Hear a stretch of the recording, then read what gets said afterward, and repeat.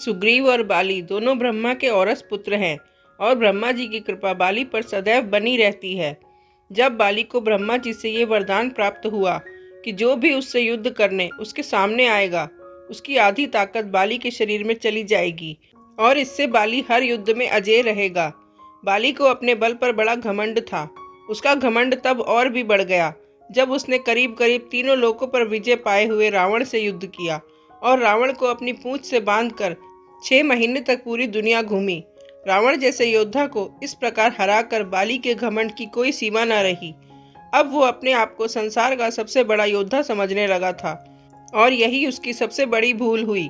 अपनी ताकत के मद में चूर एक दिन एक जंगल में पेड़ पौधों को तिनके के समान उखाड़ कर फेंक रहा था, हरे भरे वृक्षों को तहस नहस कर रहा था, अमृत समान जल के सरोवरों को मिट्टी से मिलाकर कीचड़ कर दे रहा था। एक तरह से अपने ताकत के नशे में बाली पूरे जंगल को उजाड़ कर रख देना चाहता था और बार बार अपने से युद्ध करने की चेतावनी दे रहा था। है कोई जो बाली से युद्ध करने की हिम्मत रखता हो? है कोई जिसने अपनी माँ का दूध पिया हो, जो बाली से युद्ध करके बाली को हरा दे? इस तरह की गर्जना करते हुए बाली उस जंगल को तहस नहस कर रहा था।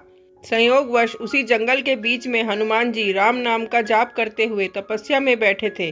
बाली की इस हरकत से हनुमान जी को राम नाम का जप करने में विघ्न लगा और हनुमान जी बाली के सामने जाकर बोले, हे वीरों के वीर, हे ब्रह्म अंश, हे राजकुमार बाली, क्यों इस शांत जंगल को अपने बल की बलि दे रहे हो? हरे भरे पेड़ों को उखाड़ फेंक रहे हो, फलों से लदे वृक्षों को मसल दे रहे हो, अमृत समान सरोवरों को दूषित मलिन मिट्टी से मिलाकर उन्हें नष्ट कर रहे हो। इससे तुम्हें क्या मिलेगा? तुम्हारे औरस पिता ब्रह्मा के वरदान स्वरूप कोई तुम्हें युद्ध में नहीं हरा सकता, क्योंकि जो कोई तुमसे युद्ध करने आएगा उसकी आधी शक्ति तुम में समाहित हो जाएगी। इसलिए हे कपि राजकुमार, अपने बल के घमंड को शांत कर और राम नाम का जाप कर। इससे तेरे मन में अपने बल का भान नहीं होगा और राम नाम का जाप करने से ये लोक और परलोक दोनों ही सुधर जाएंगे। इतना सुनते ही बाली अपने बल के मद में चूर हनुमान जी से बोला, ए तुच्छ वानर, तू हमें शिक्षा दे रहा है। राजकुमार बाली को, जिसने विश्व के सभी योद्धाओं को धूल चटाई है और जिसके एक हुंकार से बड़ा पर्वत भी खंड खंड हो जाता है, जा तुच्छ वानर जा, और तू ही भक्ति कर अपने राम की।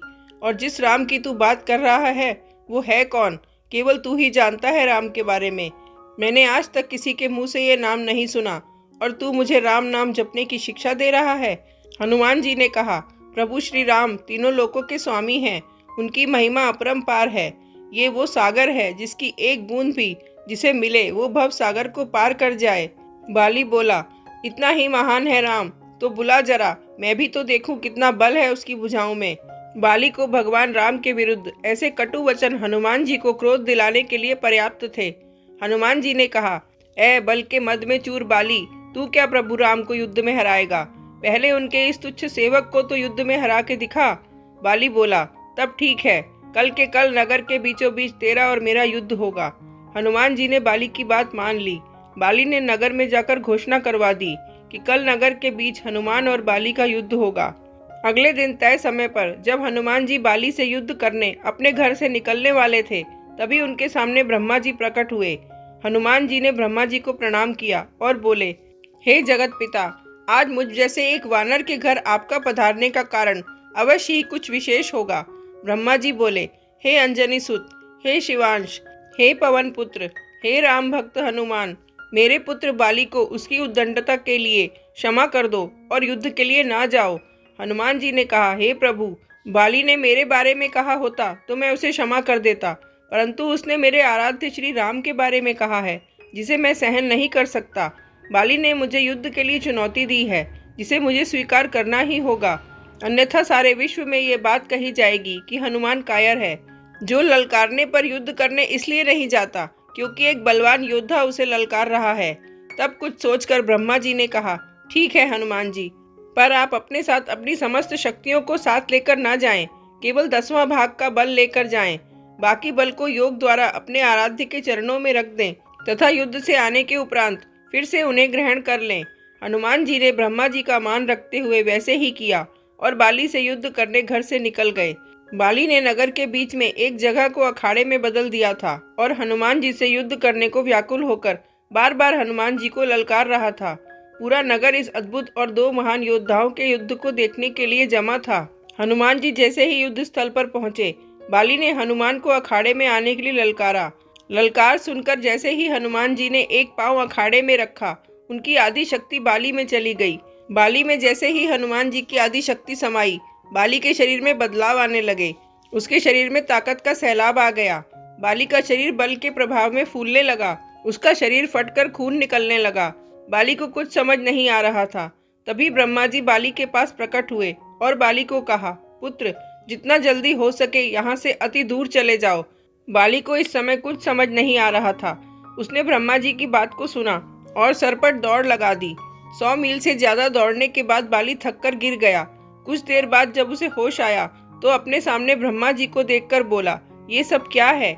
हनुमान से युद्ध करने से पहले मेरा शरीर का फटने की हद तक फूलना, फिर आपका वहां अचानक आना और ये कहना कि वहां से जितना दूर हो सके चले जाओ, मुझे कुछ समझ नहीं आया। ब्रह्मा जी बोले, पुत्र, जब तुम्हारे सामने हनुमान जी आए तो उनका आधा बल तुम में समा गया, तब तुम्हें कैसा लगा? बाली बोला, मुझे ऐसा लगा जैसे मेरे शरीर में शक्ति का सागर लहरें ले रहा है। ऐसे लगा जैसे इस समस्त संसार में मेरे तेज का सामना कोई नहीं कर सकता, पर साथ ही साथ ऐसा लग रहा था जैसे मेरा शरीर अभी फट पड़ेगा। ब्रह्मा जी बोले, हे बाली, मैंने हनुमान जी को उनके बल का केवल 10वां भाग ही लेकर तुमसे युद्ध करने को कहा, पर तुम तो उनके 10वें भाग के आधे बल को भी नहीं संभाल सके। सोचो, यदि हनुमान जी अपने समस्त बल के साथ तुमसे युद्ध करने आते तो उनके आधे बल से तुम उसी समय फट जाते जब वे तुमसे युद्ध करने को घर से निकलते। इतना सुनकर बाली पसीना पसीना हो गया और कुछ देर सोचकर बोला, प्रभु, यदि हनुमान जी के पास इतनी शक्तियां हैं तो वो इसका उपयोग कहाँ करेंगे? ब्रह्मा जी ने कहा, हनुमान जी कभी भी अपने पूरे बल का प्रयोग नहीं कर पाएंगे, क्योंकि ये पूरी सृष्टि भी उनके बल के 10वें भाग को नहीं सहन कर सकती। ये सुनकर बाली ने वहीं से हनुमान जी को दंडवत प्रणाम किया और बोला, जो हनुमान जी, जिसके पास अथाह बल होते हुए भी शांत और राम भजन गाते रहते हैं, और एक मैं हूँ जो उनके एक बाल के बराबर भी नहीं हूँ और उनको ललकार रहा था, मुझे क्षमा करें। आत्मग्लानि से भरकर बाली ने राम भगवान का तप किया और अपने मोक्ष का मार्ग उन्हीं से प्राप्त किया।